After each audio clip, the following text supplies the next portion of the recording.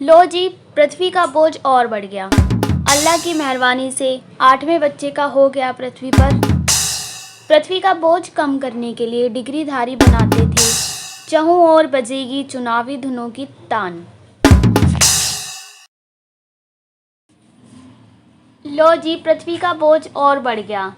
अल्लाह की मेहरबानी से 8वें बच्चे का हो गया पृथ्वी पर पदार्पण। पृथ्वी का बोझ कम करने के लिए डिग्रीधारी बनाते थे कैंसर की नकली दवाएं। चहुं ओर बजेगी चुनावी धुनों की तान।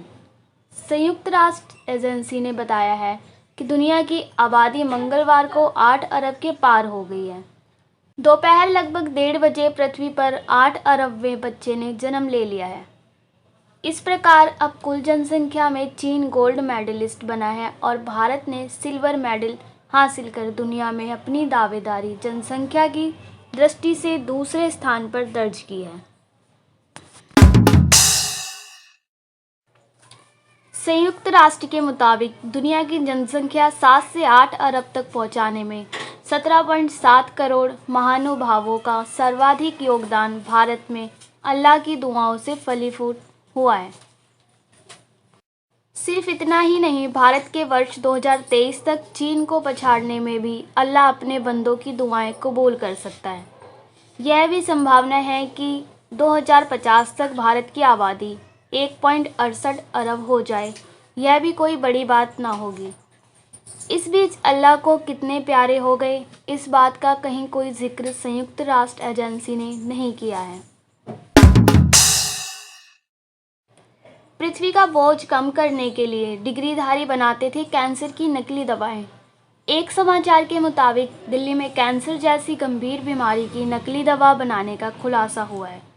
लोगों में कैंसर जैसी घातक बीमारी की नकली दवा बनाने वाले डॉक्टर पवित्र नारायण और डॉक्टर अनिल ने चीन से MBBS की डिग्री हासिल की हुई है। इन दोनों डॉक्टरों की मुलाकात बांग्लादेश निवासी डॉक्टर रसैल से हुई। उसने इन महान डॉक्टर के साथ मिलकर विश्व की आबादी को कम करने का विचार बनाया और अपने अपने घरों को आबाद करने का। और फिर क्या था, सबने मिलकर कैंसर जैसी घातक बीमारी की नकली दवा बना डाली। और सिर्फ बना ही नहीं डाली, लोगों तक पहुंचाने में भी अपनी दिमागी ऊर्जा का भरपूर उपयोग किया। बीते लगभग 2 वर्षों से यह मिलावटी दवाएं बंगाल के रास्ते सोनीपत लाई जा रही थी और दवाओं पर विशेष छूट बताकर नकली दवा मक्के का आटा, माल्टो, डेवस्ट्रीन बांग्लादेश से मंगाकर केमिकल का इस्तेमाल कर 20 रुपये का एक पत्ता दवा बनाकर बेच रहे थे। लेकिन कहते हैं ना, पाप का घड़ा जब भर जाता है तो वह जल्दी ही फूटता है, और इन असुरों का भी वही हश्र हुआ। चहुं ओर बजेगी चुनावी धुनों की तान। चुनावी घोषणा के साथ ही राजनीतिक पार्टियों ने अपने अपने खेमों से फटावास राग अलापने के लिए अपने अपने थीम सॉन्ग लॉन्च कर दिया है, जो चुनावी आचार संहिता का उल्लंघन करते हुए जनता को कानों में रुई ठूसने को मजबूर कर देंगे। सिर्फ इतना ही नहीं, सरकारी दफ्तरों में छुट्टियों पर पाबंदी के बावजूद लोगों के घरों में बिन शहनाई के शहनाइयाँ गूंजने लगेंगी। कोई भाई की शादी तो कोई भतीजे की सगाई तो कोई दोस्त की लड़की के ब्याह का बहाना बनाकर चुनावी पंडालों में अपनी शामें रंगीन करेंगे।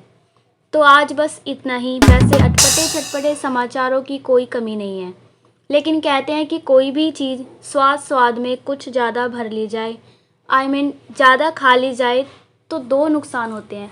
पहला, लोग पेटू कहते हैं, दूसरा अपच हो जाती है। इसलिए आज बस इतना ही। पुनः मिलूंगी नमक मिर्च लगे अटपटे चटपटे समाचारों के साथ। तब तक के लिए रहने को घर नहीं हिंदुस्तान हमारा है के नारे के साथ जय हिंद। आपको यह कार्यक्रम कैसा लगा कमेंट बॉक्स में ज़रूर लिखें। अगर आपने चैनल को सब्सक्राइब नहीं किया है तो अभी सब्सक्राइब कर लें। साथ में घंटी का बटन भी दबा दें, जिससे जब भी कोई नया समाचार आपके लिए हम प्रकाशित करेंगे तो सबसे पहले वह आप तक पहुंच सके। पुनः मिलेंगे। जय हिंद।